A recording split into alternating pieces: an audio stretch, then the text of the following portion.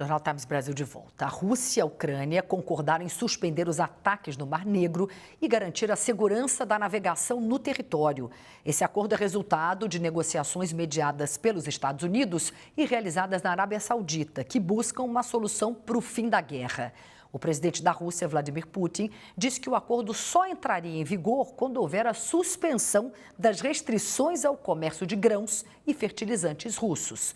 O apresentador do Conexão, Marcelo Favalli, já está aqui para falar sobre esse acordo e o papel do Mar Negro no comércio global. Favalli, boa noite para você. O que você nos conta? Boa noite, Cris Pelágio. Boa noite a todo mundo que está nos acompanhando. A palavra é globalização. Há muito tempo a gente entende que conflitos não são isolados. Existem repercussões internacionais, em maior e menor escala. E outra coisa que é um detalhe que vai fazer todo sentido agora que a gente olhar num mapa, que é o seguinte: saída para o mar. Não existe um gigante, uma potência que não tenha saída para o mar. Faça essa conta. Estados Unidos, a maior economia do mundo, a segunda é a China, a terceira a Alemanha, quarta o Japão. Podem vir na sequência, os grandes do G7 têm saída para o mar. A Rússia, até então, tinha esses problemas. Claro que tem uma saída no mar para a parte leste, mas este mar ali ao leste tem outros soberanos, o Japão, a China. Tem uma parte norte da Rússia que também dá para o mar de Bering, é um mar gelado, difícil navegação, mas existe o mar de Azov e o mar Negro. Só que a Ucrânia, depois do desfacelamento da União Soviética, é que ficou com os importantes portos no mar de Azov, no mar Negro e principalmente com a Crimeia. Aí, voltando um pouco no tempo, a Rússia toma a Crimeia e agora, mais recentemente, se esse acordo de paz, por enquanto, essa trégua, for mesmo uma paz efetiva, muito provavelmente a exigência da Rússia é ficar com boa parte desta meia-lua que vai tirar da Ucrânia a sua esmagadora maioria de acesso ao mar, ficando para a Rússia. Tudo isso para explicar uma das razões para a guerra, algo que a gente já sabe há mais de 3 anos, e para chegar na pergunta da Cris Pelágio é essa iniciativa que favorece o tráfego de navios de carga no Mar Negro, entre essa conexão, o Mar de Azov e o Mar Negro, que quando atravessa o Bósforo por Istambul, na Turquia, essa enorme porção de água se conecta com outro mar muito importante chamado Mediterrâneo. E aí, o que acontece? Todo esse fluxo de grãos, fertilizantes, metais, pode ser levado para outros compradores de maior capital aquisitivo. A gente entende todo esse conceito e a importância desse acordo de paz preservando este fluxo de navios mercantes, olhando a próxima arte, para nós vermos os impactos com o preço de commodities vindos da guerra. Está aqui, olha, o que foram as exportações mensais da Ucrânia de milho, trigo e cevada. Estou falando de comida aqui. Obviamente que existia, dependendo das safras, né, das colheitas, grandes fluxos de entrega de grãos. Quando começa a guerra, essa entrega cai brutalmente e isso afeta uma distribuição global de comida.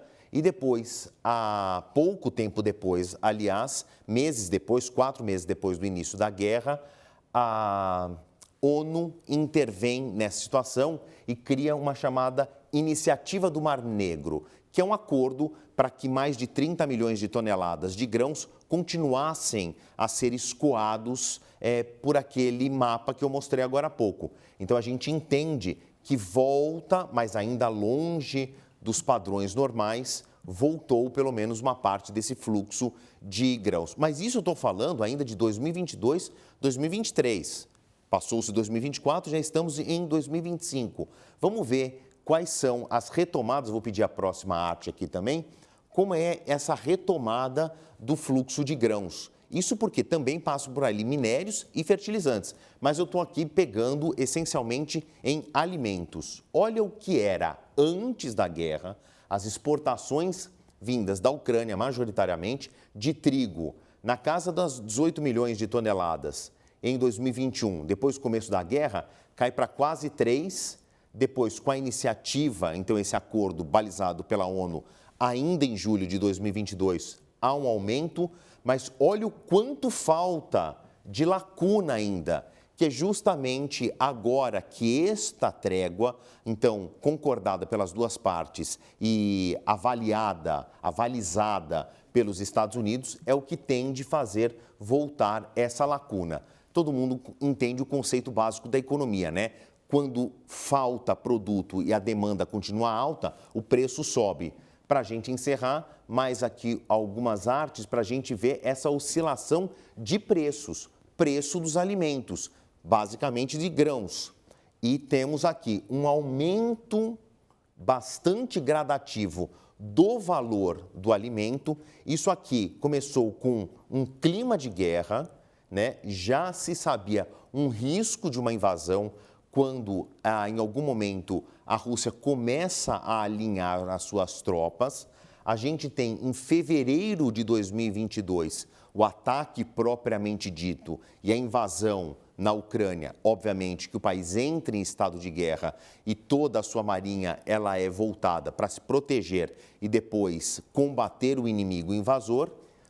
Houve uma queda brutal na entrega. O que aconteceu com o preço? Ele disparou.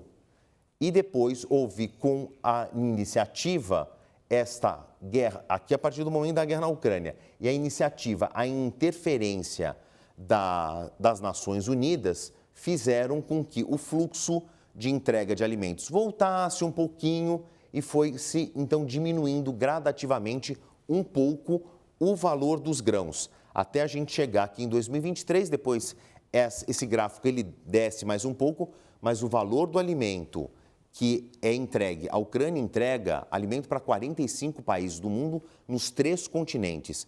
São mais de 30 milhões de toneladas anuais. Embora o preço tenha caído, ele jamais voltou a patamares como o de 2020, antes da guerra.